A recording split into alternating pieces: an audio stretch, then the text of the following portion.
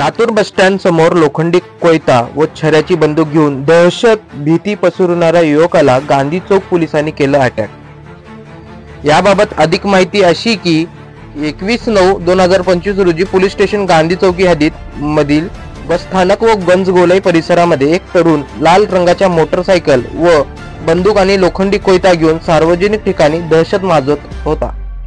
अशी माहिती मिळताच वरिष्ठांच्या मार्गदर्शनाखाली व पोलीस निरीक्षक सुनील रणजितवाड, पोलीस स्टेशन गांधी चौक लातूर यांच्या नेतृत्वाखाली पोलीस स्टेशन गांधी चौकचे पोलीस अधिकारी व अंमलदार तात्काळ सदर ठिकाणी पोहोचून एका तरुणाला ताब्यात घेतले। त्याच्याकडे एक छऱ्याची बंदूक व एक लोखंडी कोयता मिळाले।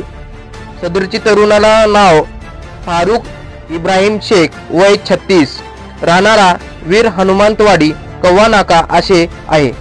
सदर तरुणाने त्याच्या जवळील यामाहा R15 म्हणजे R15 या मोसावर बसून हाताच्या छऱ्याची बंदूक व कमरेला असलेला लोखंडी धारदार कोयता बाळगून घेऊन सार्वजनिक ठिकाणी दहशत माजत असताना मिळून आल्याने पोलीस ठाणे गांधी चौक लातूर येथे गुन्हा नंबर 432-25 कलम 270 BNS 4-5 arm act 135 BP act प्रमाणे गुन्हा दाखल करण्यात आला आहे।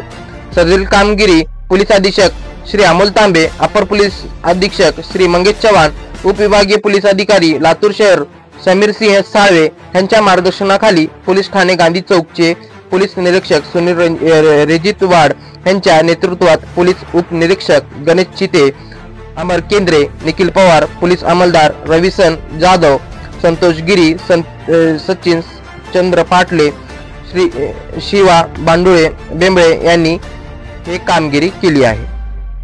तर तुम्हाला या कामगिरीविषयी काय वाटतं हे नक्की कमेंटमध्ये सांगा आणि तुम्ही पाहत राहा महाराष्ट्र शक्ती न्यूज।